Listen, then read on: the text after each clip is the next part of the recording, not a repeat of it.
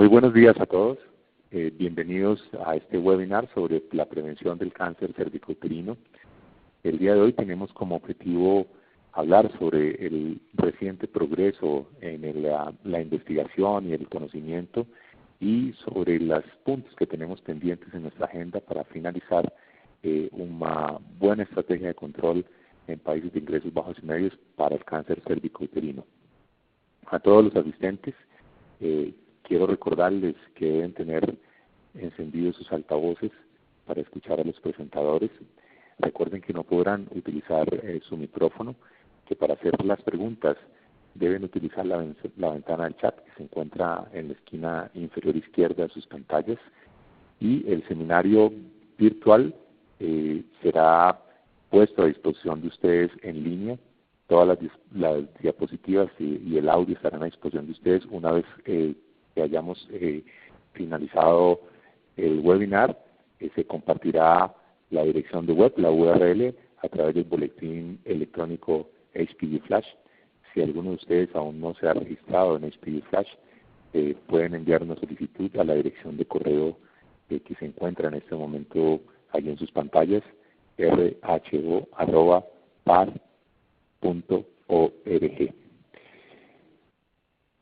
Para el desarrollo de este webinar van a estar el día de hoy con nosotros el doctor Rolando Herrero, de la Agencia Internacional de Investigación en Cáncer, IARC por su sigla en inglés, que es el brazo de la Organización Mundial de la Salud para la investigación en cáncer y que tiene sede en Lyon, Francia.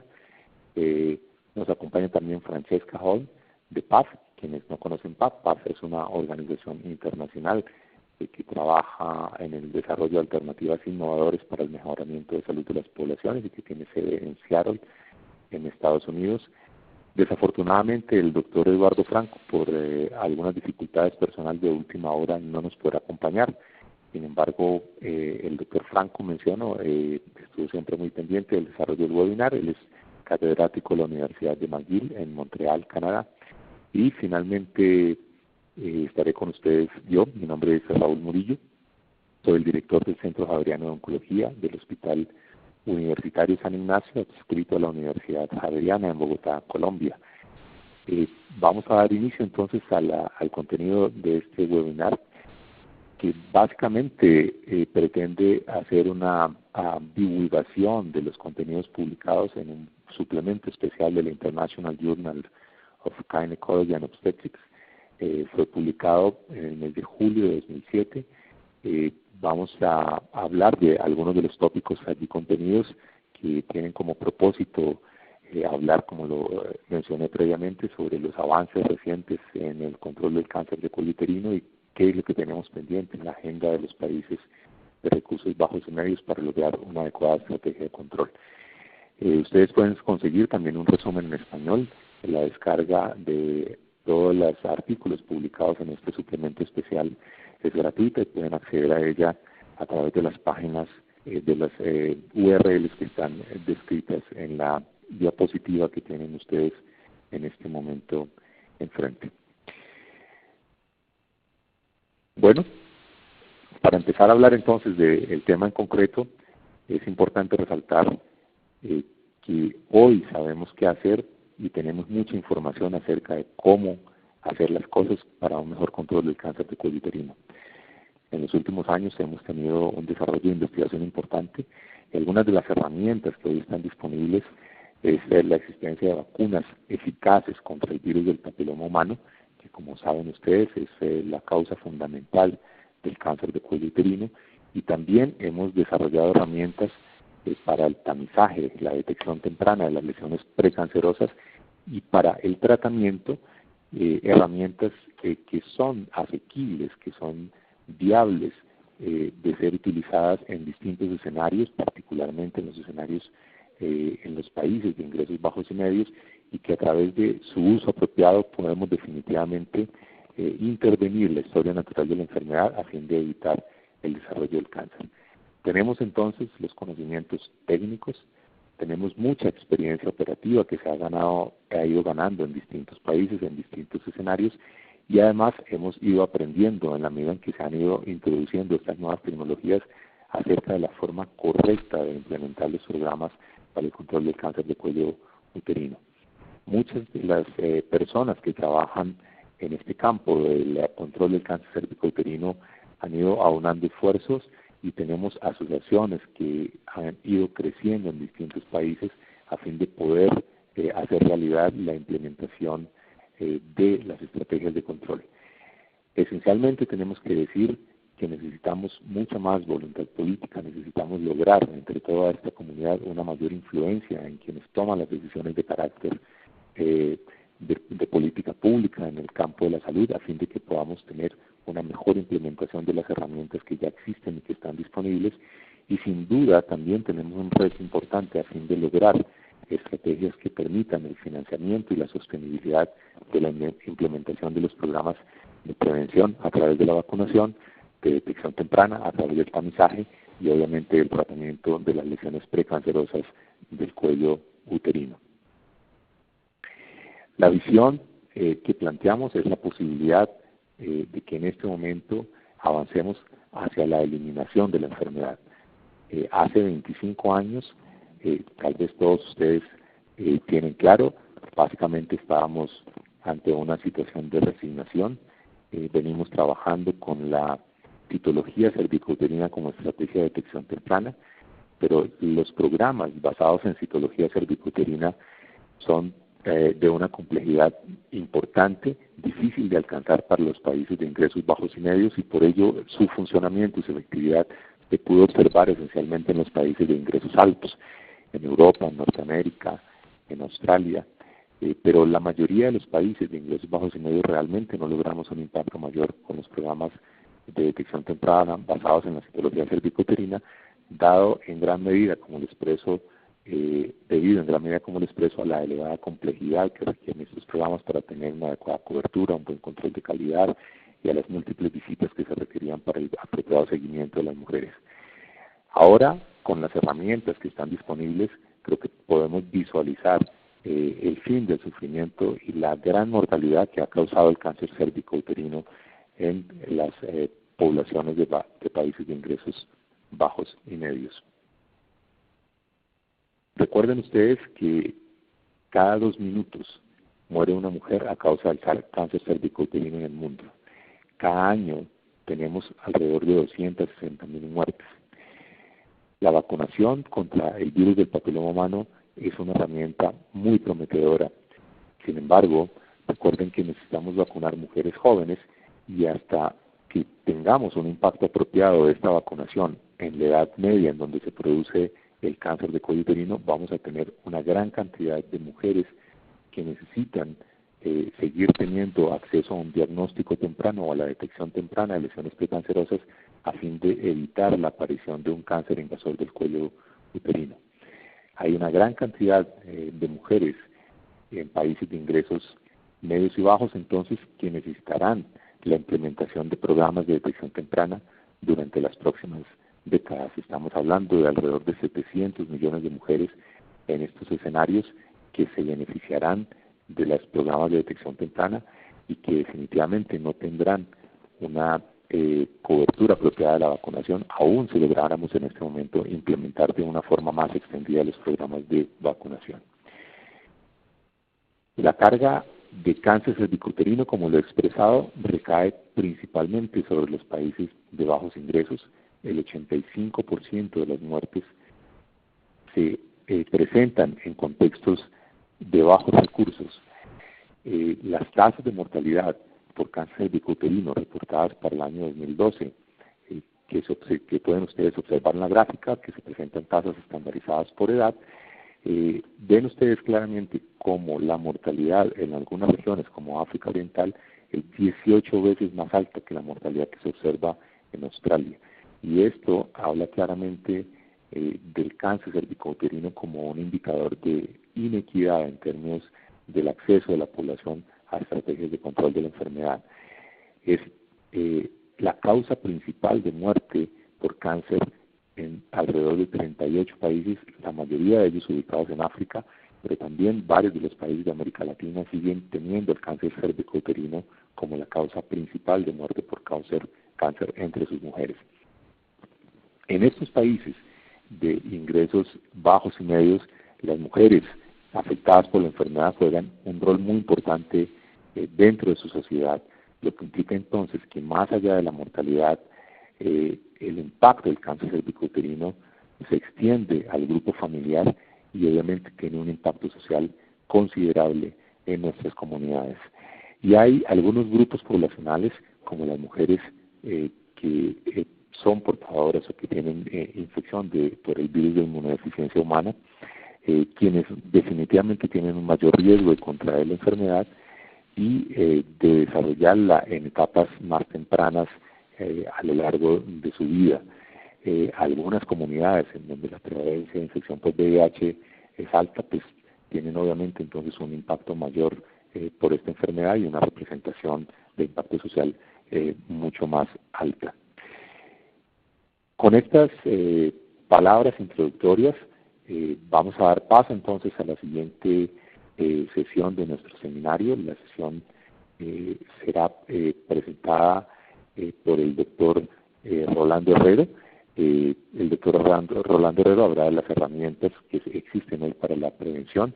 El doctor Herrero es el jefe del Grupo de Prevención e Implementación y de la Sección de Prevención y Detección Temprana de la Agencia Internacional de Investigación en Cáncer, IARC por sus siglas en inglés, que tiene sede en Lyon, Francia, y que, como expresé antes, es el brazo de la Organización Mundial de la Salud para la investigación sobre control del cáncer. El doctor Herrero se graduó como médico de la Universidad de Costa Rica en 1982, con especialidad en oncología médica por la misma universidad, y realizó sus estudios de doctorado en epidemiología en el Instituto Karolinska. Luego de sus estudios de doctorado se incorporó a la Agencia Internacional de Investigación en Cáncer como epidemiólogo senior en la sección de estudios de intervención. Allí tuvo la oportunidad de dirigir varios estudios multicéntricos sobre la infección por VPH, el cáncer de cuello uterino y el cáncer orofaríngeo. El principal interés científico, el campo de trabajo del doctor Herrero, es desarrollar a través de las investigaciones intervenciones apropiadas para el control del cáncer, con énfasis especial en la vacunación y el tamizaje de cáncer de cuello uterino y otros cánceres asociados a VPH, así como la erradicación del Helicobacter pylori para la prevención del cáncer gástrico. Muy buenos días, Rolando. Bienvenido al webinar. Hola, muy buenos días a todos. Vamos a empezar entonces con la segunda parte para discutir un poco las herramientas. Es algo muy breve, donde vamos a discutir muy rápidamente algunas de las novedades. Es una serie de afirmaciones, básicamente, que vamos a ir discutiendo. Primero vamos a hablar un poco de las vacunas. Tenemos vacunas seguras y eficaces contra el virus de papiloma humano. Casi 100% eficaces para prevenir las infecciones de ciertos tipos de VPH, principalmente los que están más ligados al cáncer, y ya sabemos que esto induce prevención de las lesiones precancerosas. Estamos hablando aquí de prevención primaria. Los datos sugieren que la protección es muy duradera, con niveles de anticuerpos y protección sostenida ya por cerca de 15 años por lo menos.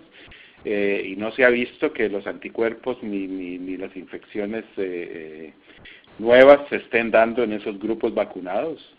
Fue recomendada por la Organización Mundial de la Salud en el 2009 y ya hay más de 200 millones de dosis que han sido distribuidas con un muy buen perfil de seguridad y evaluaciones persistentes ni repetidas de todos los organismos nacionales e internacionales, incluyendo el Comité Global Asesor de la Organización Mundial de la Salud, que reafirman cada vez que hacen las evaluaciones el perfil de seguridad de esta vacuna, y no han detectado ninguna señal significativa de riesgo para las mujeres. Es una vacuna muy segura como tantas otras. Por otro lado, ahora tenemos el régimen de 2 dosis, que es también recomendado por la OMS para mujeres menores de 15 años, y esto por supuesto disminuye el costo en una forma muy significativa. Y el problema que tenemos es que todavía la vacuna no se está aplicando en las niñas que lo necesitan. Los países desarrollados básicamente tienen extensos programas de vacunación de adolescentes, de mujeres adolescentes, y por otro lado, Latinoamérica, afortunadamente, la gran mayoría de países también está vacunando, y es un lugar donde realmente la vacuna va a tener un impacto, porque ahí el screening no ha funcionado muy bien. Pero por otro lado, todo lo que es Asia y África, donde se dan la gran mayoría de los casos, están todavía desprotegidos. Por supuesto, hay muy buenas iniciativas y están empezando programas ya en algunos países en África, y hay perspectivas también de nuevas vacunas. Las vacunas, como les decía, los criterios inmunológicos son muy alentadores, con estos altos niveles de anticuerpos muy persistentes, que probablemente implican que la vacunación es muy duradera y probablemente toda la vida va a estar presente. Por otro lado, se da protección cruzada contra tipos que no están incluidos en las vacunas. Especialmente con la vacuna bivalente se observa protección contra una serie de otros tipos, al grado de que esto lleva a una protección global por esta vacuna de más del 90% cuando se habla de lesiones de NIC3 y más. Y para la vacuna, la otra vacuna, la cuadrivalente, que ahora se ha agregado a esa misma preparación otros 5 tipos para constituir la vacuna nonavalente, pues por supuesto la protección es muy amplia para muchos tipos también. Y ya está en uso rutinario en los Estados Unidos, se está introduciendo en Europa. De hecho, en estos lugares se va a dejar de distribuir la cuadrivalente, y se está evaluando en otros países la rentabilidad, etcétera, para la nonavalente. Por otro lado, ha habido recuerden que estas vacunas empezaron con precios altísimos, de más de $150. De hecho, en muchos países todavía están costando a eso, están pagando esos precios en los países más ricos. Pero sin embargo, con Gavi, el programa global de inmunizaciones, el costo es solamente de $4.50. Por otro lado, en Latinoamérica, que yo creo que esa es la razón porque Latinoamérica está vacunando ya en la mayoría de los países, gracias al el fondo rotatorio de la Organización Panamericana de la Salud, que ha llevado los precios a cerca de $8 o una cosa así para cualquiera de las dos vacunas. Y eso es muy... eso ha sido, yo creo, una de las razones de la gran diseminación en América Latina. Y por supuesto los nuevos fabricantes, que eso va a generar probablemente una reducción importante de precios, como ha pasado con otras vacunas como la hepatitis, etcétera. Hay vacunas en producción y en desarrollo y en pruebas clínicas en India y en la China. Ahora,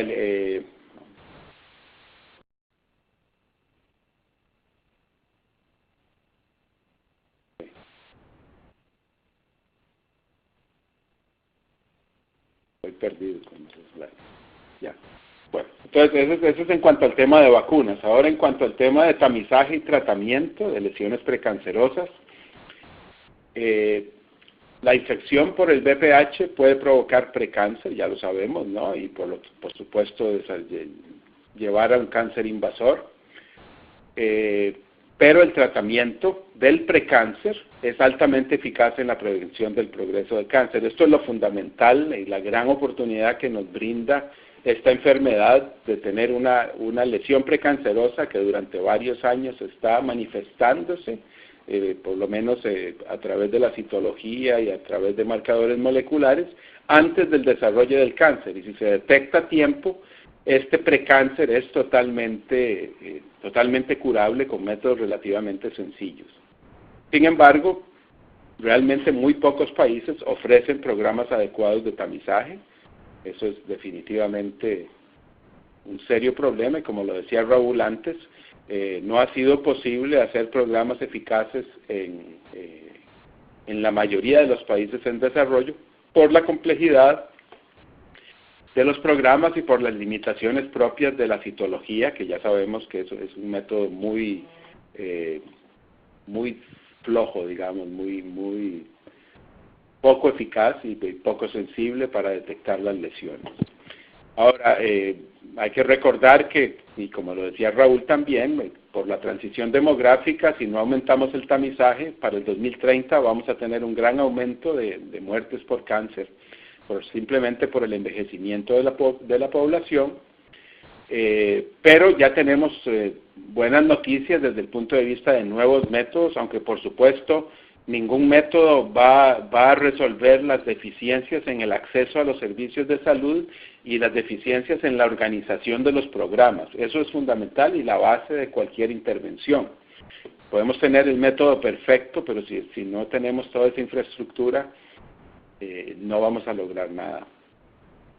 Ahora, tenemos métodos como la inspección visual con ácido acético, que ha mostrado tener algún posible beneficio en reducción de cáncer y por lo menos permite organizar un poco los programas, esperando la llegada, digámoslo así, de métodos que ya están comprobados que son todavía mejores, como las pruebas de ADN del VPH o ARN del VPH, que sí son altamente sensibles, con sensibilidades mucho mayores que la inspección visual o el Papa Nicolau.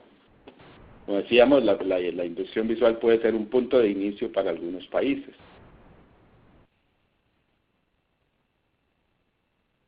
Por otro lado, entonces, como les decía, hay consenso en que el método de tamizaje primario debe ser la prueba de ADN de VPH, cuando ello sea posible. Y eso es una de las recomendaciones de la Organización Mundial de la Salud. Ya sabemos que el problema de hacer detección de VPH es que mucha gente tiene VPH pero no tiene enfermedad. En realidad es un marcador de un factor de riesgo de cáncer, como es el VPH, pero también es un marcador de un grupo que tiene muy alto riesgo en muchos casos. Entonces es muy interesante como método de tamizaje, pero lo ideal sería aplicarlo con métodos de triaje que me permitan reducir el grupo que requiere tratamiento o estudios adicionales a solamente un grupo de riesgo aún mayor. Entonces, para eso se están investigando lo que se llaman los métodos de triaje, como inspección visual, citología, genotipificación, proteínas E6, E7, P16, metilación, etcétera. Todos estos son métodos que están en investigación. Varios de ustedes están participando, por ejemplo, en el estudio Estampa, que estamos haciendo en 10 países de América Latina, con 50,000 mujeres para investigar este tema. Eso sí, hay que recordar que siempre que se usan tratamientos ablativos, digamos cuando se decide tratar a todas las mujeres que son positivas por VPH, que también es otra de las posibles opciones, hacerlo simplemente sin triaje, pero siempre en esos casos se utiliza la inspección visual para guiar las decisiones de tratamiento. Es decir, que si se ve una lesión muy grande o una lesión que penetra en el canal endocervical, etcétera, entonces siempre se necesita tener a disposición tratamientos como el LIP o el cono o una evaluación ginecológica más a fondo. Ahora, este otro tema, cuando estamos hablando del uso de la prueba de VPH, la gran ventaja es que se puede hacer la autotoma, ¿no? El muestreo vaginal, que es hecho por las mismas mujeres, y permite aumentar muchísimo la participación en los programas. Y es muy bien aceptado en diferentes culturas y en diferentes investigaciones. Por otro lado, no solo tenemos grandes avances en el tema de la vacunación y en el tema del tamizaje, sino también en cuanto a nuevas modalidades de tratamiento de las lesiones precancerosas.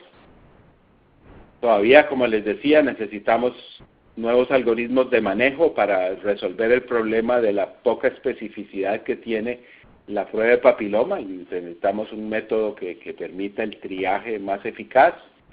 Y a veces el tratamiento, el seguimiento apropiado de las lesiones y de las lesiones detectadas y el tratamiento es muchas veces uno de los componentes más débiles en los países de bajos recursos. Y eso es gravísimo, porque no se puede hacer ningún tipo de tamizaje si no puedo garantizarle a todas las mujeres que las que van a salir positivas en ese tamizaje van a recibir el manejo y el tratamiento adecuado. Porque si no, lo que estoy haciendo es daño, estoy generando temor y preocupación en mujeres al decirles que tienen algo que requiere tratamiento y no lo estoy poniendo a su disposición. y eso se agrava porque en muchos de estos casos las lesiones van a desaparecer, ¿no? Y entonces eso está generando un temor que ni siquiera es suficientemente justificado. Ahora, en cuanto a tratamientos ablativos, tenemos la crioterapia y la coagulación térmica, o que se llama la ablación térmica o thermal ablation, que dicen en inglés. Antes se le llamaba coagulación fría, pero que no es fría, sino que es a 100 grados centígrados, es una pequeña sonda cada 100 grados que se aplica al cérvix y produce lo mismo que la crioterapia. Y todos estos tipos de tratamientos reducen de un 75-85% de las lesiones, son muy bien tolerados y fáciles de usar, y se pueden usar en los niveles más bajos del sistema de salud. No dejan de tener sus complicaciones, pero por sus dificultades especialmente, complicaciones no tanto. Pero los nuevos métodos ya son mucho más simples y requieren menos requerimientos en cuanto a gas y tanques, insumos y logística. Entonces, también hay nuevos dispositivos para entornos de bajos recursos que están empezando a aparecer en el mercado y tienen que ser evaluados, especialmente cuando se habla de lo que son métodos de point of care, digamos, al lado del paciente, que puedan darnos el resultado de inmediato, reduciendo lo que son referencias y múltiples visitas y más dificultades. Bueno, eso es muy rápidamente una visión global del tema de lo que tenemos disponible ahora. Muchas gracias. Muchas gracias, Rolando. Recuerden ustedes que pueden hacernos las preguntas a través del chat. Al final de las presentaciones estaremos respondiendo las preguntas que nos hagan por este medio. Seguimos entonces con el webinar. La segunda sección la va a presentar la licenciada Francesca Holmi, quien va a hablar sobre los avances en la planificación y la ejecución de programas eficaces para el control del cáncer de cuello uterino. Francesca es gerente de programas de prevención de cáncer de la mujer en Paz, una organización internacional con sede en Seattle, como lo mencioné al principio del webinar, y ella colabora con equipos de trabajo locales en los países en desarrollo para proporcionar asistencia técnica a los gobiernos, particularmente de Centroamérica, en el proceso de introducción e implementación de las pruebas de BPH para la prevención y la detección temprana del cáncer cérvico-uterino en los sistemas públicos de salud. Francesca tiene una maestría en salud pública en la Universidad de Washington y su experiencia previa incluye la implementación y evaluación de intervenciones de salud reproductiva en América Latina, la capacitación de profesionales de salud y el desarrollo de actividades de abogacía. Francesca, bienvenida al webinar. Muchas gracias, doctor Murillo, y buenos días a todos y todas. Yo me encargo de ubicar lo que acaba de presentar el doctor Herrero, ubicarlo en el terreno. ¿Cómo estamos con la implementación de estos avances importantes en lo que es la prevención de cáncer de cuello uterino hasta el momento? Entonces, por eso el título de Avances en Planificación y Ejecución de Programas Eficaces. Como mencionó el doctor Murillo, mi experiencia viene de los últimos años en los que he colaborado con colegas en Centroamérica para ofrecer asistencia técnica a los ministerios de salud para fortalecer sus sistemas de tamizaje y de cáncer de cervix. Entonces, de ahí viene mi perspectiva y mi énfasis también en las siguientes diapositivas, en lo que son los países de bajos y medianos bajos ingresos. Hay mucho que compartir en este tema, entonces me limito solo a algunos ejemplos y puntos claves. Sin embargo, les animo a todos presentes a ir al suplemento de la revista, en donde hay mucha información más y por eso también hago referencia a los diferentes artículos con sus autores, para que puedan ir y leer más. Para todos los artículos está el abstracto en español para su referencia, y también hay un resumen, hay un artículo de resumen que está en español. El contenido de la mayoría de los artículos está en inglés, pero espero que estos abstractos sean una buena referencia para todos aquí presentes. Entonces, yendo primero a la implementación de la vacunación, ¿cómo estamos actualmente en lo que es implementación de la vacunación? Como se mencionó anteriormente, a nivel global, solo 1% de las niñas elegibles han sido vacunadas. Entonces, queda mucho trabajo que hacer. Sin embargo, en realidad tenemos optimismo porque durante los últimos 10 años han habido muchos avances y mucha experiencia ganada en lo que es la implementación de la vacuna, incluyendo a 43 países en vías de desarrollo que ahora están aplicando la vacuna a por lo menos una parte de su población. Y entre ellos 20 tienen planes de aumentar a escala en los próximos 4 años sus programas de vacunación. Aquí pueden ver que en el año 2007 había muy poca experiencia acumulada a nivel mundial cuando hablamos de la vacunación. Solo unos pocos países, en realidad países desarrollados, habían tenido experiencia con la vacuna. Ahora, 10 años después prácticamente, se ve que hemos tenido mucha experiencia acumulada, sea en programas nacionales o de demostración. Entonces, por eso el optimismo de que se va ganando experiencia y que estos programas a largo plazo se pueden implementar y esperamos que en realidad sea a corto plazo. Yendo ahora al tema de la prevención secundaria, el tamizaje y el tratamiento preventivo.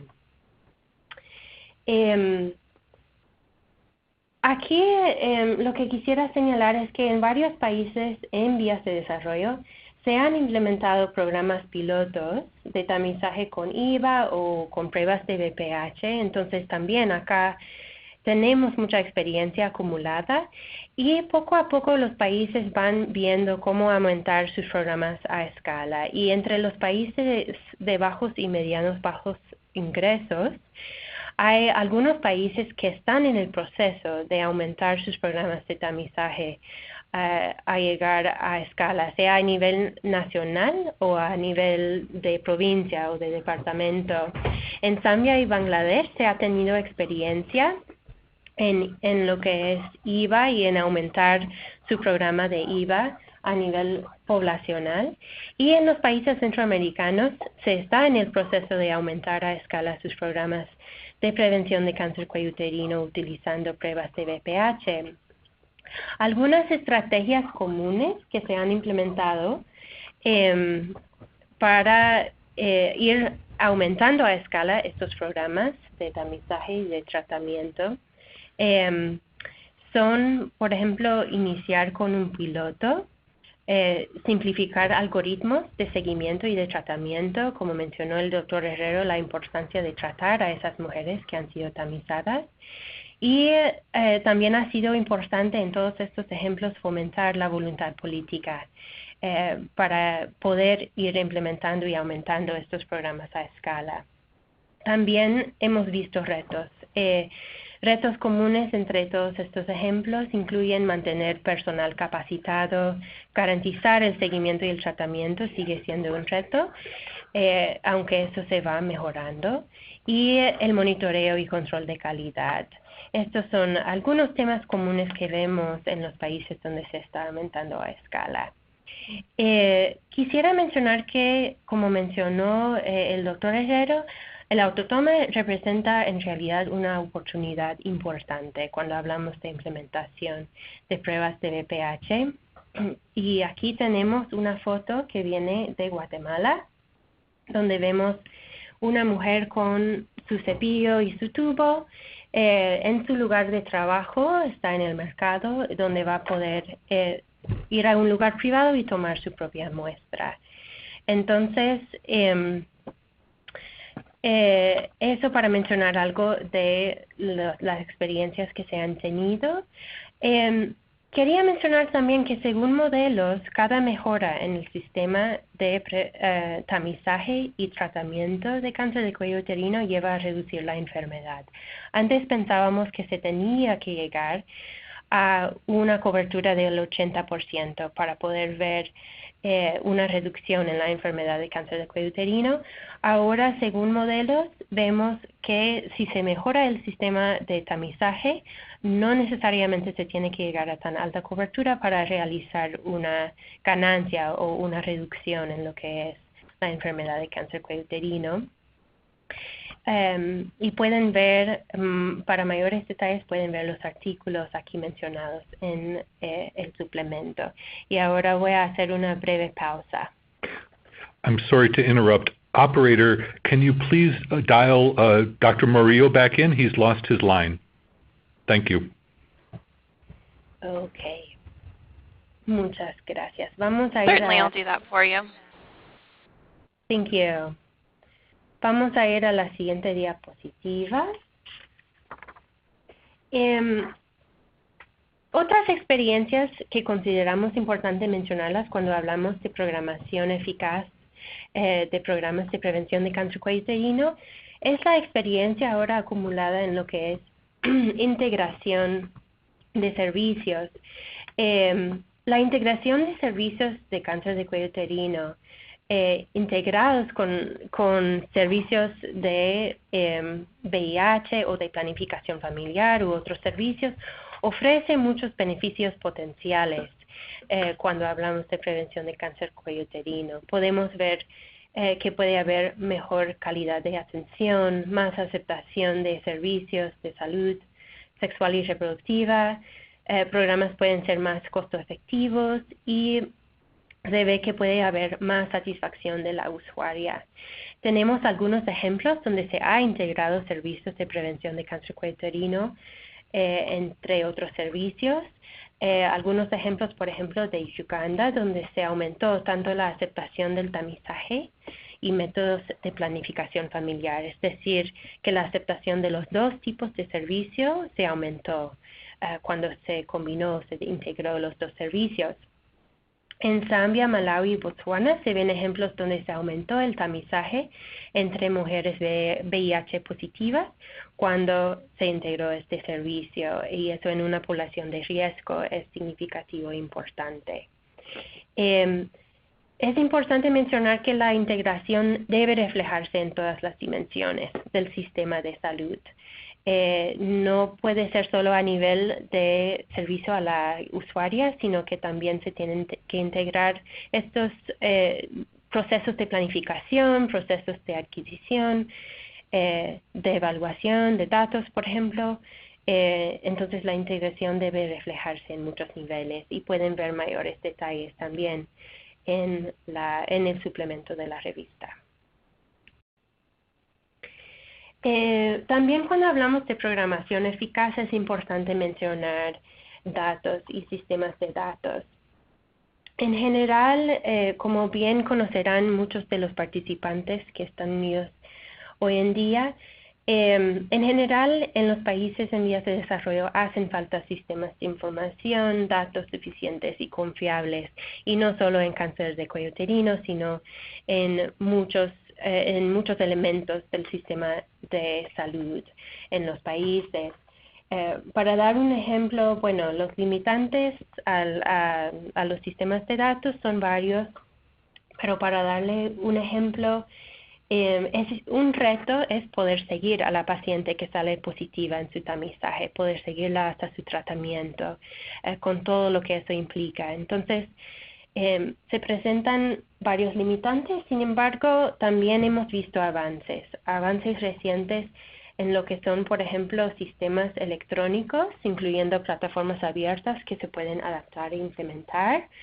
Por ejemplo, el OpenMRS. Vemos que han habido avances en tecnologías móviles para apoyar el seguimiento a las pacientes positivas, o incluso, por ejemplo, en el caso de Zambia, donde utilizan tecnología móvil para enviar imágenes digitales de cervicografía. Vemos nuevas herramientas y sistemas para facilitar el consumo de datos a nivel de la instalación de salud o a nivel central de los ministerios de salud para facilitar la toma de decisiones. Y pueden ver el artículo de Drummond y sus colegas para ver ejemplos específicos donde se están implementando esas herramientas y avances. Otra razón para tener optimismo cuando hablamos de programación eficaz es que ahora estamos viendo muchas nuevas colaboraciones y apoyo a alto nivel. Han habido declaraciones recientes internacionales, por ejemplo, del secretario general de las Naciones Unidas, del anterior vicepresidente de los Estados Unidos y del Papa Francisco, por ejemplo, enfatizando el cáncer de cuello uterino como prioridad importante. El objetivo del desarrollo sostenible número 3 también lo enfatiza como parte de reducir la mortalidad prematura de enfermedades no transmisibles. También el nuevo programa global de las Naciones Unidas sobre prevención y control de cáncer cérvico-uterino nos genera mucho optimismo de que ya es una prioridad importante. Existen 11 coaliciones activas globales, regionales, específicos del cáncer y muchas asociaciones más cuando hablamos del nivel nacional en los países. Y el Fondo Global, entre sus programas de prevención, está apoyando en Namibia y otros países africanos, es decir, que existen también nuevos recursos para prevenir esa enfermedad. Pueden ver el artículo de Scott Whittis y sus colegas para mayores detalles, pero en resumen, se considera ahora el problema de cáncer de cuello uterino como una oportunidad alcanzable en la agenda más amplia del control de cáncer. Hay nuevas colaboraciones y avances en programas de control para prevenir esa enfermedad para todas las mujeres. Entonces, les agradezco mucho. Estos temas son amplios. Entonces, les animo otra vez a ir a la revista y también estoy animada para poder responder a sus preguntas después de que se ha terminado la última presentación. Thank you, Francesca. I'm sorry to interrupt again. Operator, are you having any luck connecting Dr. Murillo? I am not, but I'm still trying to get him back on the line. Give me just a few more moments, please. All right. Thank you. Can you explain maybe what's going on? Sí, entonces... I can do it, Scott, if you want. Oh, okay. Why don't we just do that? Thank you so much, Dr. Herrero. Okay, entonces, como ven, ha habido pequeños problemas. Primero, Eduardo Franco, le pasó algo, tuvo un problema personal en Brasil, y Raúl aceptó tomar la batuta con esta parte, y ahora Raúl tiene un problemita de comunicación de teléfono, entonces voy a intentar hacerlo yo. Vamos a hablar de la agenda sin finalizar. Entonces, bueno, ya sabemos que la eliminación de la viruela mostró el valor, y aquí estamos hablando de la posibilidad de eliminar o erradicar enfermedades, ¿no? Y ya se habló anteriormente de la posibilidad de la eliminación del cáncer de cervix. Bueno, esto de la eliminación de la viruela condujo a la creación del programa ampliado de inmunizaciones, y para el cáncer cervicuterino hay muchas herramientas que permitirían plantear un objetivo similar. Debemos, por supuesto, aumentar la concientización de la prevención del cáncer para las mujeres, y debemos alcanzar a todas las mujeres en riesgo y eliminar el cáncer de cervicuterino como un problema de salud pública. La semana pasada tuvimos una reunión del grupo director del programa global conjunto de las Naciones Unidas para control de cáncer de cervix, que mencionó Francesca hace un momento, y ese va a ser uno de los puntos centrales que se van a plantear, es tener como meta definitivamente la eliminación del cáncer de cervix.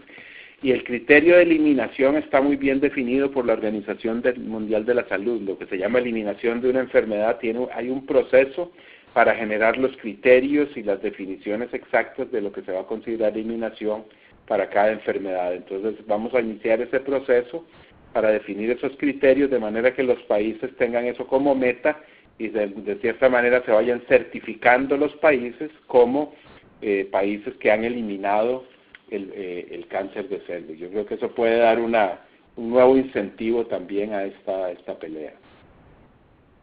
And pardon the interruption, we have Dr. Raul back on. Okay. Slide 26, Raúl. Hola, Rolando. Ya estoy de nuevo aquí. Hola. Bueno, tenemos un problema de conexión. Ya estamos en las últimas diapositivas para dar inicio a la sesión de preguntas. Uno de los puntos importantes es el balance entre costos y beneficios que tienen las intervenciones para el control del cáncer cervicouterino. Hay muchos estudios que han evaluado esa relación entre costo y beneficio, el costo-efectividad tanto de la vacunación como las estrategias de tamizaje. Uno de los estudios que resaltamos en esta diapositiva fue desarrollado por Campos y colaboradores que calcularon el costo de un programa de vacunación básico, de un estudio de tamizaje hecho por una única vez en la vida y el tratamiento contra el cáncer para 50 países de ingresos bajos y medios, y este programa implementado durante un periodo de 10 años.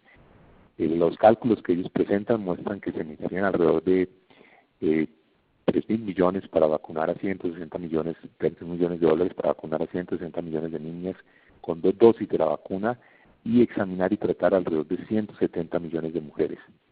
El impacto de una inversión de esta magnitud sería evitar alrededor de 5 millones de casos nuevos de cáncer de cuello uterino, casi 4 millones de muertes y 22 millones de años de vida ajustados por discapacidad serían prevenidos.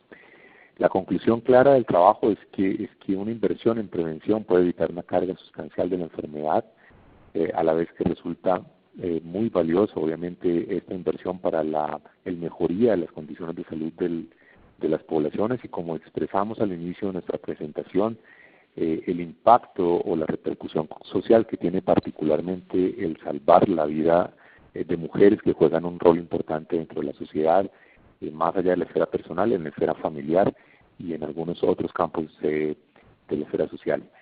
Es clarísimo que si nosotros seguimos postergando esta acción a la espera de nuevas tecnologías o cohortes de sociedad de niñas vacunadas, en esa medida estaremos de alguna forma sacrificando la posibilidad de brindar protección a muchas de las mujeres y de las niñas que efectivamente no se beneficiarán, como lo expresaba en algún momento el doctor Herrero con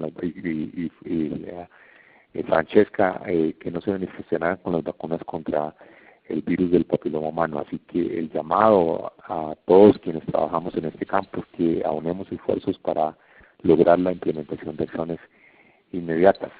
Uno de los puntos críticos y que fue resaltado por Francesca es la necesidad de enfocarnos en la expansión de los programas, el aumento de las coberturas tanto de la vacunación como del tamizaje a través de las distintas estrategias que fueron mencionadas durante la presentación. Y esto es un reto particularmente relevante para los países en desarrollo, en donde el nivel de organización de los sistemas de salud no es muy alto, y entonces tendremos que lidiar con un escenario que no es el más favorable, pero que definitivamente, como ha sido resaltado por Francesca, es posible, y muchos países lo vienen haciendo, es posible encontrar estrategias alternativas para en ese escenario aún siendo adverso, para que en esos escenarios aún siendo adversos podamos seguir avanzando en la implementación. Es necesario también buscar sinergias, todos los participantes en este foro y quienes trabajamos permanentemente en el desarrollo de estrategias de prevención necesitamos, como les expresaba antes, aunar esfuerzos, aumentar la integración a fin de lograr un mayor compromiso en el nivel de los decisores políticos y en la destinación de recursos para la prevención y el control del cáncer de cuello uterino.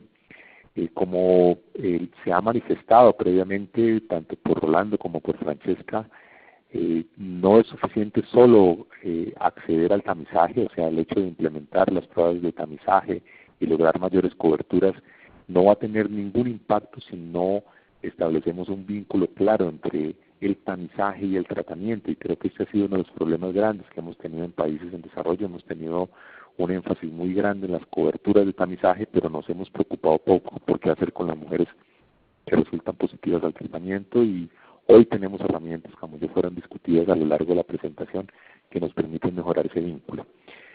El tema de la asequibilidad, que en inglés es el término affordability, en esencia habla de la posibilidad de que los países tengan o cuenten con los recursos para introducir las nuevas alternativas, las nuevas tecnologías. El precio de las vacunas contra el VPH y los equipos de tamizaje, pues, o sobre todo la organización de los programas de tamizaje, siguen representando una inversión importante particularmente para los países de ingresos bajos y medios, pero definitivamente creo que hay hoy mecanismos que se han puesto en práctica que permiten obtener mejores precios para las vacunas y para las intervenciones de detección temprana. Creo que uno de los puntos críticos en este momento es el aumento de la confianza en las intervenciones, tanto entre los responsables de la formulación de políticas como en el público en general. Algunos países, inclusive de América Latina, entre ellos Colombia, sufren de un problema importante de confianza en las nuevas intervenciones, que ha sido consecuencia de algunas campañas de desinformación o en algunos casos de una mala divulgación de información sobre problemas que no son reales y que están afectando de manera importante la confianza del público. Creo que resolver esas dudas y aumentar la confianza del público es uno de los retos más grandes que tenemos en el corto plazo. Y uno de los elementos importantes a trabajar es la necesidad de lograr recoger datos que aporten a esa confianza, no que confundan, como ha sucedido en muchos casos, sino que de una manera objetiva nos puedan indicar sobre el impacto de las intervenciones en términos de la reducción de la carga de enfermedad, la reducción en la incidencia, en la prevalencia de lesiones precancerosas, en la incidencia de cáncer invasor del cuello uterino, y también sobre la seguridad de las intervenciones, particularmente de la vacunación, de forma que esa confianza y esa credibilidad puedan ir siendo crecientes. Este es un reto importante para los países de recursos bajos y medios, pero en el que definitivamente necesitamos trabajar.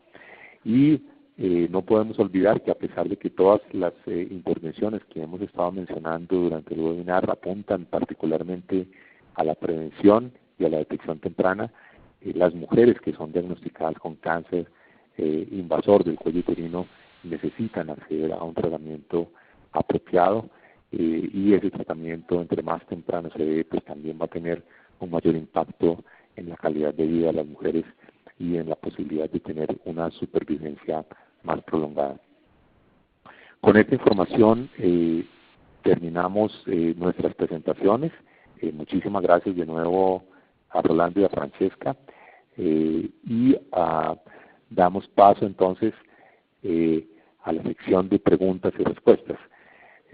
Recuerden de nuevo que para hacer las preguntas pueden usar la ventana del chat que se encuentra en la parte inferior de izquierda de sus pantallas. Ya tenemos bastantes preguntas, vamos a empezar con algunas de ellas. Recuerden también que este seminario se pondrá a su disposición en línea, tanto las diapositivas como la grabación del audio, y en el momento en que el seminario se ponga a disposición en línea, se les compartirá la URL a través de la HPV Flash. Recuerden de nuevo que si no se encuentran suscritos al HPV Flash, pueden enviar un mensaje al correo electrónico que está en este momento en sus pantallas. HPV Flash desafortunadamente solo se encuentra en inglés.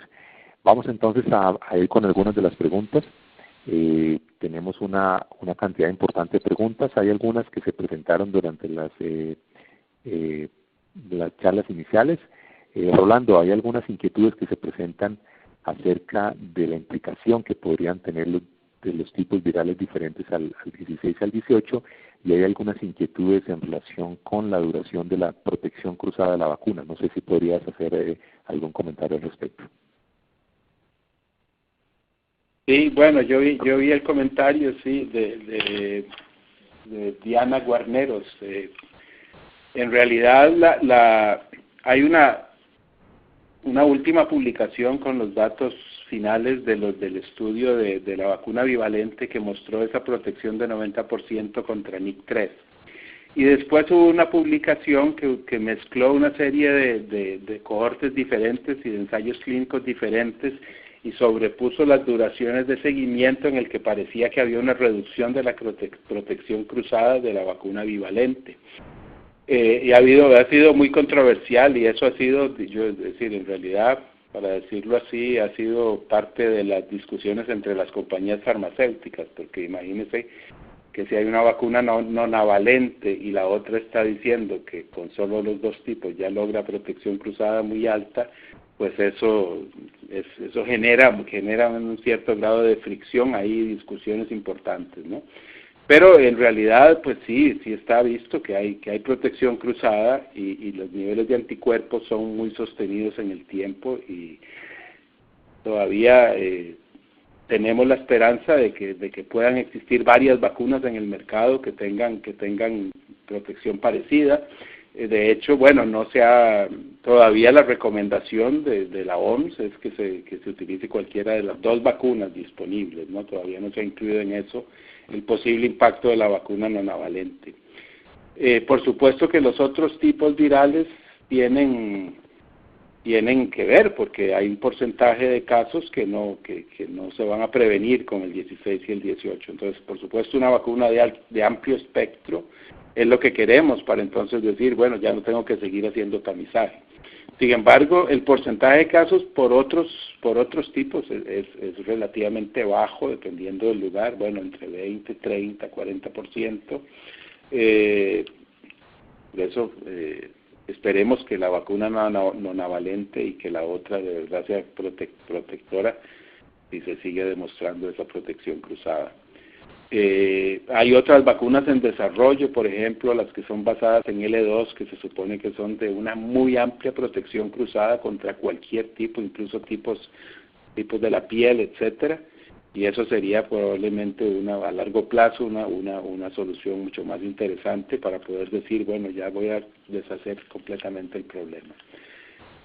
Habrá que seguir haciendo tamizaje definitivamente por un tiempo, pero habrá que cambiar la forma de hacer el tamizaje. Lo más probable es que lo único que va a servir es hacer virus de prueba de papiloma como método de tamizaje cuando ya existan cohortes vacunadas, y habrá que ver cuál va a ser realmente la historia natural de esas otras infecciones, porque no sabemos, nunca hemos estado en un contexto en que 16 y 18 no están circulando, ¿verdad? Entonces hay que ver qué va a pasar a largo plazo. Probablemente se cambie la presentación en cuanto a la edad de las lesiones, porque esos tipos virales distintos al 16-18 tienen una historia natural más lenta.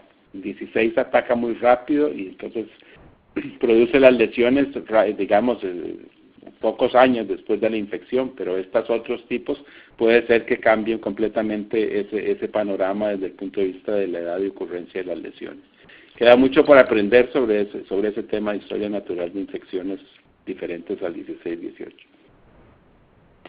Gracias, Rolando.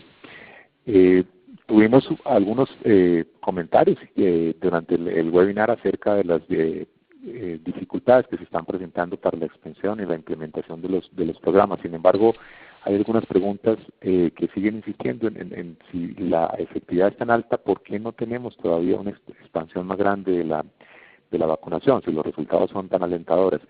No sé, Francesca, si podrías de nuevo resaltar algunos de los retos más importantes que están teniendo los programas de vacunación para lograr alcanzar unas mayores coberturas y alcanzar más a la población que más lo necesita. Sí, son muy buenas preguntas. En realidad el precio ha sido una barrera durante varios años, aunque por medio del trabajo de Gavi, de la Alianza Global para las Vacunas, se ha logrado bajar cada vez más el precio para que sea más al alcance de los países en vías de desarrollo. También la OPS, por colocarlo en su fondo estratégico, ha facilitado a que esto sea cada vez más accesible. Sin embargo, el precio ha sido una barrera durante varios años y también es un proceso ganar experiencia para luego poder implementar la vacuna de la forma más eficaz. Los países tienen que tomar la decisión de llevar a cabo ese proceso de planificación, requiere de voluntad política, definitivamente, de toma de decisiones a nivel de los gobiernos que se va a hacer y luego entrar al proceso de planificar, de tal vez iniciar con un piloto y luego aumentar a escala. Hay muchas experiencias, no solo documentadas en el suplemento, sino en otros lugares también, de países que sí lo han logrado, desde piloto hasta expansión.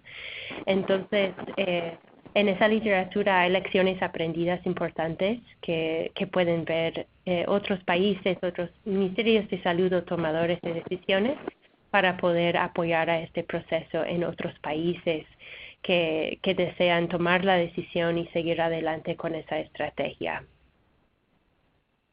Muchas gracias, Francesca. Y en este mismo orden de ideas, algunos de los asistentes al foro preguntan si tenemos algunos datos sobre el impacto de los programas de vacunación. Existe información ya disponible de algunos de los países que implementaron tempranamente la vacunación. No sé si Rolando o Francesca pudieran hacer algún comentario al respecto sobre el impacto ya en términos poblacionales, los datos de carácter poblacional. Sí, claro. Adelante, doctor, adelante. Adelante, Rolando. Sí, ya pues cada día salen más publicaciones mostrando el efecto impresionante realmente de esta vacuna. Que me vienen a la mente, por ejemplo, el efecto que ha tenido la vacunación en Australia en la desaparición prácticamente de todo lo que son verrugas genitales. Se ve una curva como las que vemos asociadas con la introducción de vacunas contra el sarampión, etcétera, en que el número de casos se viene completamente a una reducción de 90 o más %. Y eso se ve en Australia, en mujeres de la edad, en los grupos de vacunación, y se ve en hombres también, sin haber vacunado un solo hombre en aquella época. Y eso quiere decir que se está dando protección de rebaño, que la protección de las mujeres, la eliminación de la infección en las mujeres, está protegiendo también del contagio a los hombres. Y ahí, bueno, incluso muestran en estos artículos, muestran que con excepción de hombres que tienen sexo con hombres que no se benefician de esa protección, bueno, ya ahora sí se está vacunando a hombres en varios países, incluyendo Australia.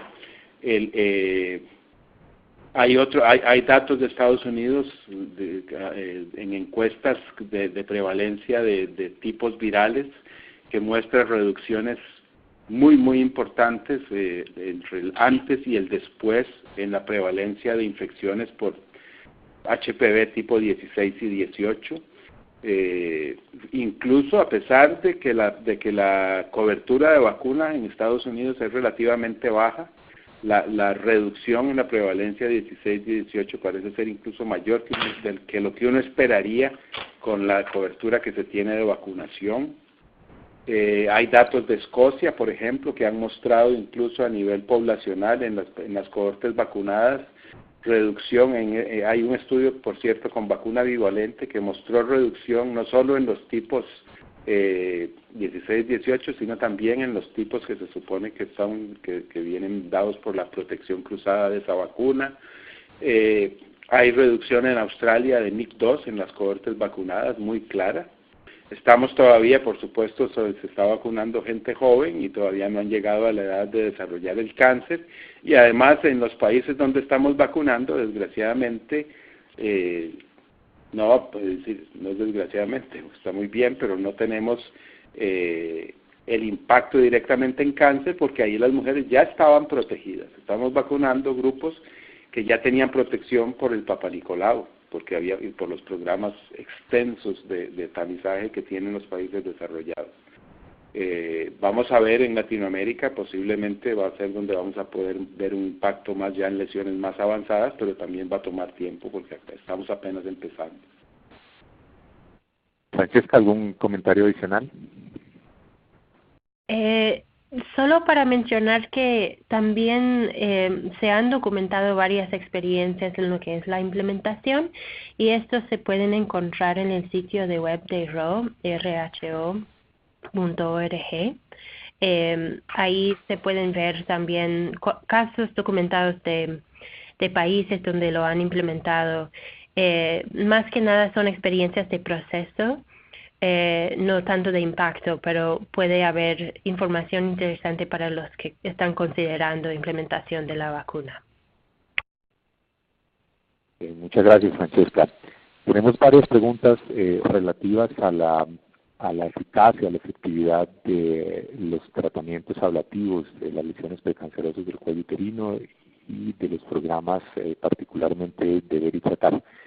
Si ustedes recuerdan, en su presentación el doctor Herrero mencionó que la eficacia de los tratamientos ablativos se encuentra en el 75, el 85% de las lesiones precancerosas de alto grado. Estamos hablando de NIC2 y NIC3.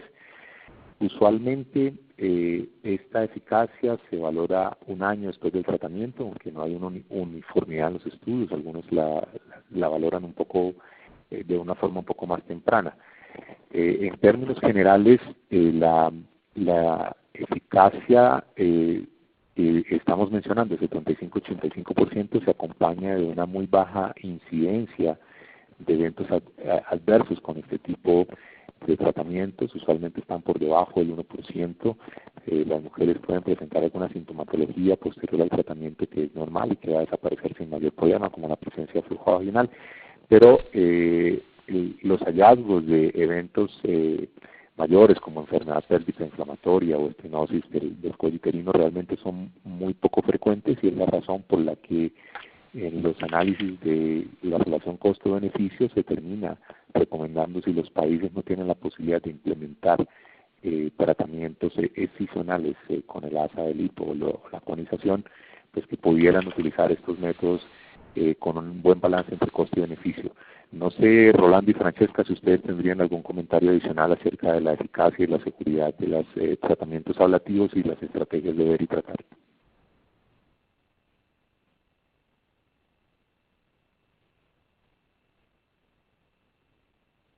Bueno, no, yo estoy de acuerdo con lo que dijiste, Raúl, ¿no? Son tratamientos que son muy útiles y de hecho se está haciendo ahora una nueva revisión que está organizando la OMS para evaluar el tratamiento con la ablación, la coagulación fría o la termocoagulación, que se llama, que no es fría, porque esa recomendación de tratamiento con termocoagulación no ha sido evaluada por la OMS. La OMS ya evaluó y recomienda ampliamente la crioterapia como un tratamiento muy eficaz para lesiones precursoras, siempre, por supuesto, que la lesión sea tratable, ¿no?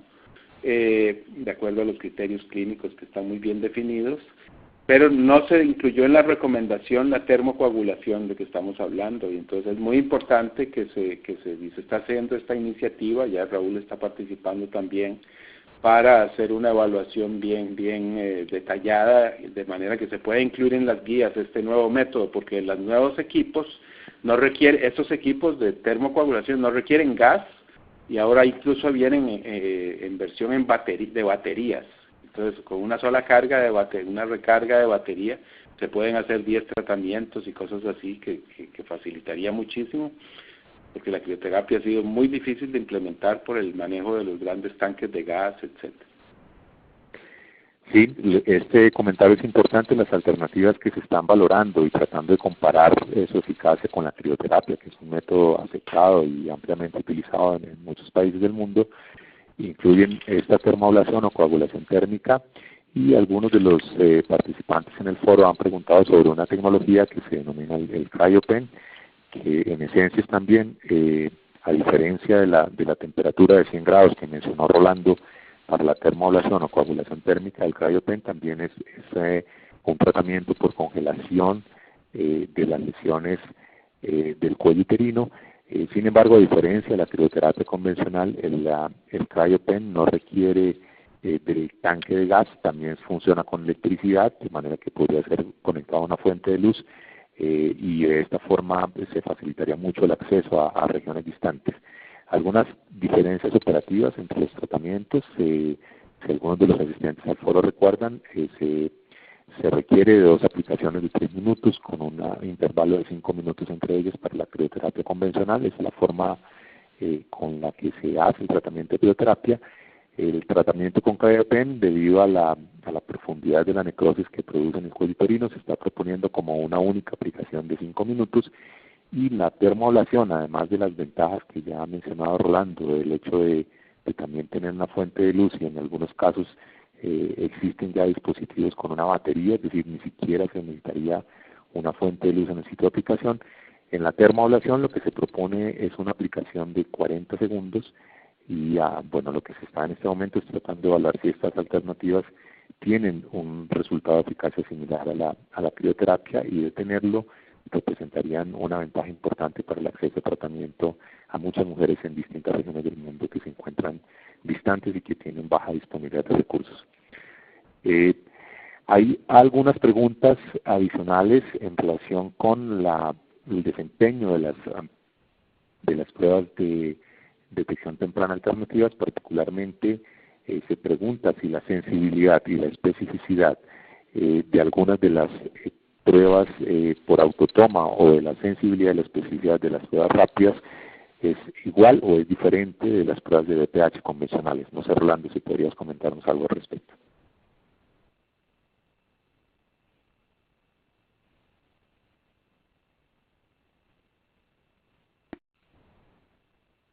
Perdón, estaba en mute.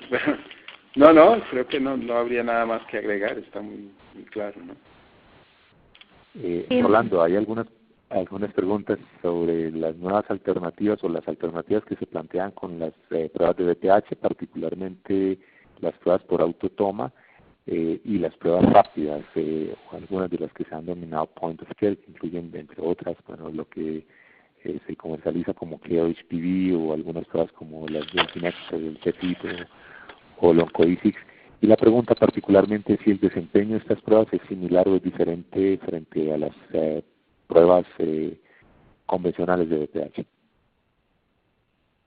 Ok, bueno, hay un metaanálisis muy importante sobre las autotomas, y lo que se ha visto es que cuando se utilizan métodos de PCR, la autotoma se comporta exactamente igual que la toma tomada por clínico. Métodos de PCR como lo que es el COVAS o lo que es el Abbott o incluso el GeneXpert también. Estos son métodos que utilizan PCR porque se produce una gran amplificación de la señal. Cuando se utilizan métodos de hibridización como la captura de híbridos o el KRHPV, hay una pérdida de un cierto porcentaje, menos del 10%, de sensibilidad de la prueba. Eso es lo que se ha visto con ese metaanálisis. Una cosa es que, por supuesto, la autotoma, nosotros hicimos un estudio en Argentina que mostró que se hizo una aleatorización de mujeres a autotoma o a toma por clínico para evaluar la participación global en el programa. Y definitivamente las mujeres con autotoma aceptaron el 80% y el 80% tenían su examen al evaluar un año después, mientras que las que se habían invitado a visitar la clínica solamente como un 20%. Y de hecho se detectaron 4 veces más lesiones, obviamente en el grupo de mujeres se detectaron y se trataron 4 veces más lesiones en el grupo en el que se utilizó autotoma, y esto fue con pruebas que no eran con PCR. Es decir, puede haber una pequeña pérdida de sensibilidad, pero a la par de una enorme ganancia en el aspecto logístico y en el aspecto de factibilidad de la participación de las mujeres. Entonces, eso hay que tomar en cuenta todos esos factores cuando se toman estas decisiones, ¿no?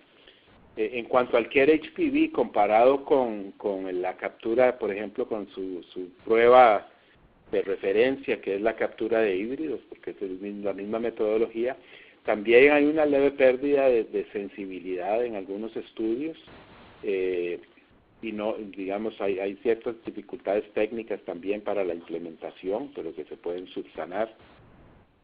pero igual, esta prueba es mucho más barata para empezar y facilita la aplicación es relativamente sencilla, requiere poco equipo y puede facilitar la implementación. Entonces no tenemos soluciones perfectas, ¿no? A veces tenemos sacrificios para lograr otros aspectos que son buenos dentro del contexto programático.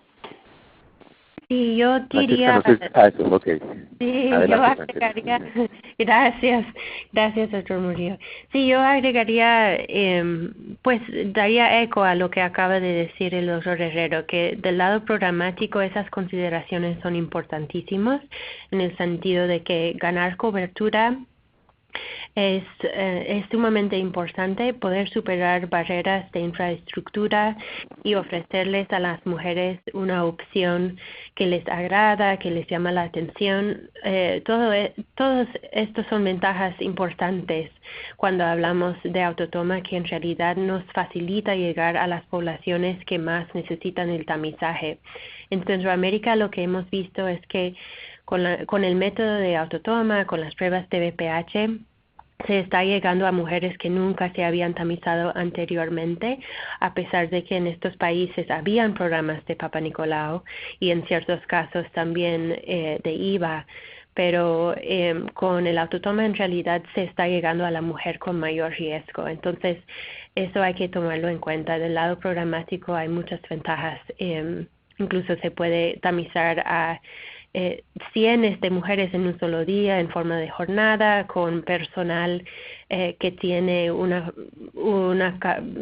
día de capacitación en cómo ofrecer esa prueba. Entonces, y todo eso para llegar a la población que más necesita esa tecnología. Y de igual forma se está trabajando la prueba de CARE-HPV de forma muy eficaz en los países centroamericanos. Es la prueba que está más al alcance cuando hablamos del largo plazo para que estos países puedan incluir pruebas de BPH en su presupuesto y está trabajando bien, claro, con limitantes, pero que son superables. Muchas gracias. ¿Puedo agregar algo?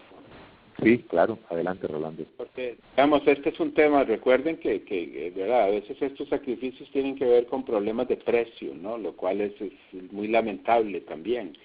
Y muchas veces el precio, pues, es cuestión de tener, es un manejo más bien de negocios y de temas de mercado, etcétera, para lograr los mejores precios. Por eso hace tiempo estamos intentando que la Organización Panamericana de la Salud desarrolle un mecanismo parecido de compra para la región de las pruebas de BPH para lograr abaratar los costos. Y eso pues ha sido un proceso lento, pero yo creo que pues ahí en algún momento ese sería uno de los caminos por los cuales se podría lograr tener la mejor prueba al mejor precio. Pero también los países grandes han logrado precios muy bajos para las pruebas más sofisticadas, ¿no? Así es que eso siempre hay que tomar eso en cuenta cuando ya se toma la decisión de hacer una compra grande para un país, que la negociación puede llevar a precios muy buenos. Gracias, Rolando. Tenemos algunas preguntas que están en relación con los comentarios que hiciste acerca de la necesidad de triaje o de triage para las mujeres que resultan BPH positivas. Y específicamente las inquietudes están en cuál sería la mejor estrategia de triage. Pienso que tanto Rolando como Francesca pueden hacer algunos comentarios al respecto. Rolando, si tienes algún comentario, adelante. O Francesca, está muy bien. Adelante, Francesca. Le iba a preguntar si el doctor Herrero podría iniciar con si tiene algunos hallazgos, tal vez de la experiencia que están viviendo con el Stampa, que se podría compartir primero, y yo luego puedo comentar algo de la experiencia de Centroamérica. Sí, bueno, estamos en proceso todavía de acumulación de casos. Llevamos cerca de 25,000 mujeres reclutadas en 10 países, pero todavía no tenemos datos de evaluación. ¿Podrías, Rolando, comentar qué es Stampa? Sí, Stampa es un estudio precisamente para evaluar métodos de tamizaje, donde estamos reclutando en programas de screening, de tamizaje, mujeres de 30 a 64 años en 10 países de América Latina, y las mujeres que se les hace a todas prueba de BPH y todas las positivas se evalúan en colposcopía y se les toman una serie de muestras para eventualmente evaluar las diferentes técnicas de triaje, para ver en qué medida las técnicas de triaje son capaces de detectar las lesiones precancerosas de manera que mejoren la especificidad del proceso.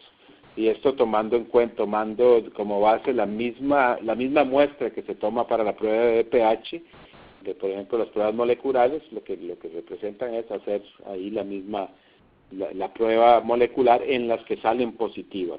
Lo mismo la citología, lo ideal es hacerla en las que salen positivas. Lo que se está usando en la mayoría de los países que usan BPH como tamizaje primario, definitivamente es la prueba de Papa Nicolau, que se supone que logra mejor funcionamiento en ese contexto al reducirse enormemente el número de pruebas que hay que leer, y también al aumentar muchísimo en la cantidad de enfermedad. Cuando todos los PAPs son de mujeres que ya tienen el virus, la cantidad de enfermedad es mucho mayor, y parece que estadísticamente la probabilidad de detectar cosas cuando la prevalencia es alta aumenta exponencialmente. Ya hay algunos estudios que muestran buen rendimiento del PAP en contexto de triaje. Por supuesto, si el PAP es pésimo y no tiene control de calidad, etcétera, pues vamos a perder el beneficio que teníamos. Hay otras posibilidades, como lo que recomienda la OMS de utilizar la inspección visual como método de triaje, pero estudios recientes están mostrando que en realidad también se pierde lo que se había ganado en sensibilidad, se tiende a perder con la inspección visual. Está la prueba de 6 y 7, que es muy prometedora también y es altamente específica en el sentido de que detecta realmente la gente que tiene lesiones avanzadas en buena medida, y eso, claro, reduce las dificultades en el sentido de cantidad de gente que hay que tratar o referir a colposcopía. El problema por ahora es que solo existe para tipo 16 y 18. Estamos en el mismo estudio Stampa, estamos evaluando una nueva prueba de 6 y 7 que tiene 8 tipos. Entonces esto ya podría mejorar mucho la sensibilidad global de la prueba. Por otro lado, la otra opción, y es lo que están haciendo en El Salvador y que es otra de las recomendaciones de la OMS para países de bajos recursos, es hacer la prueba de papiloma y tratar a todas las que tienen el virus. Esa es una opción radical que por un lado tiene mucha certeza de que vas a tratar todas las lesiones, pero por otro lado también tienes certeza que vas a tratar a mucha gente que no tiene ninguna lesión y cuya infección iba a desaparecer a corto plazo. Es un compromiso que hay que tener en estos casos en que se sacrifica una cosa por la otra. Se va a molestar a alguna gente, pero se va a prevenir buena parte de la enfermedad, es lo que se esperaría. Además de que se tratan a todas las mujeres que en ese momento no tienen lesión, pero que iban a desarrollarla porque tenían ya una infección persistente por virus de papiloma. Y también que se destruyen las células de la zona de transformación en las que se originan todas las lesiones. Entonces, teóricamente, puede ser que esto tenga mucho menor probabilidad. Una mujer, aunque no iba a desarrollar lesión, tiene menos probabilidad de desarrollar una lesión porque ya no tiene el mismo tipo de zona de transformación.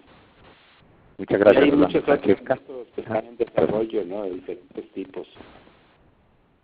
Ok, Francesca. Sí, es muy interesante todo lo que menciona el doctor Herrero, porque en realidad es muy importante como contexto también para lo que se está viviendo ahora en Centroamérica. Los países han tomado diferentes decisiones de cuál algoritmo van a implementar después de tamizar con pruebas de VPH. Incluso en algunos países se maneja 2 algoritmos distintos dependiendo del tipo de triaje que esté disponible. Entonces hemos visto ejemplos de tamizar con VPH, luego la mujer va al PAP, y ahí se hace el triaje. Hay otros lugares en que se están realizando la inspección visual para obtener un resultado y detectar una lesión y solo tratar a las mujeres que presentan con una lesión, luego las que no tienen lesión hoy en día se tratan se dan seguimiento en un año. Y luego hay otros sitios que sí están tratando a todas las mujeres VPH positivas. Y lo que se ha visto en el terreno hasta el momento es que con el triaje con IVA tenemos mucho mejor seguimiento, muchos mejores tasas de seguimiento y de tratamiento comparado con el PAP, porque el PAP lleva sus distintos pasos y muchas veces la mujer se pierde en el proceso. Y también hemos visto que tratar a la mujer VPH positivo, tenga o no tenga lesión, con esa estrategia tenemos mucha más certeza de tratarla. Encontrar a la mujer a un año ha sido sumamente difícil. A veces las poblaciones se mueven o se mudan a diferentes lugares.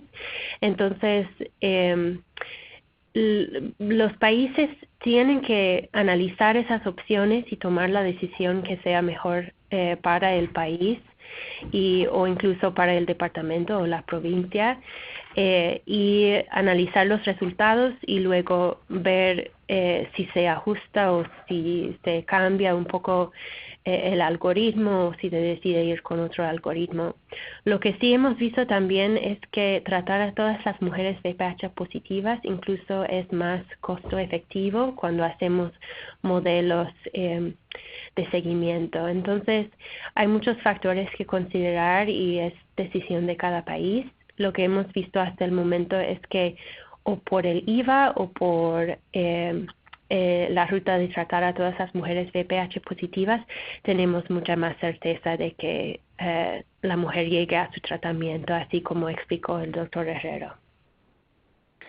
Muchas gracias, Francesca. Bueno, tenemos algunas preguntas, tenemos muchas preguntas, pedimos disculpas si no logramos responder todas ellas. Hay algunas inquietudes sobre la posibilidad de utilizar o definir la obligatoriedad tanto de la vacunación como el tamizaje para la población. Debo mencionar que ahorita existe el debate en algunos países, particularmente en Francia, que se está planteando la posibilidad de plantear como obligatorias algunas de las vacunas para los infantes, para los niños. La vacuna de VPH no está incluida dentro de este esquema de obligatoriedad. Sin embargo, debe tenerse en cuenta que eso depende mucho de los marcos constitucionales de los países. En lo personal no conozco ningún país que plantee como obligatorio el hecho de que las mujeres deban realizar el tamizaje, pero sí hay muchos países con programas organizados que hacen un seguimiento estrecho de las mujeres que se han tamizado, las que no lo han hecho, a fin de persistentemente invitar a estas mujeres y lograr que finalmente sean vinculadas a los programas de tamización. Bien, muchísimas gracias a todos los asistentes. Ya el tiempo se nos ha agotado. Creo que tuvimos una muy nutrida discusión, unas buenas presentaciones y un buen set de preguntas. Como mencionamos al principio de nuestro webinar, hoy, a partir de todos los desarrollos tecnológicos, la innovación que se ha tenido en relación con el control de cáncer de cuello uterino y la experiencia acumulada en la implementación de programas, creo que podemos plantear en el horizonte la posibilidad de que en el futuro estemos hablando de una manera más concreta de la eliminación del cáncer de cuello uterino. Por supuesto, este es un objetivo de largo plazo que tendrá que pasar por la mejoría de muchas de las estrategias de salud pública, los programas de la implementación de los programas de control. Muchísimas gracias a todos por su asistencia y espero que haya sido de su agrado el webinar. Muchísimas gracias a los organizadores de FIGO y del International Journal of Gynecology and Obstetrics por darnos la oportunidad de compartir. Hasta pronto.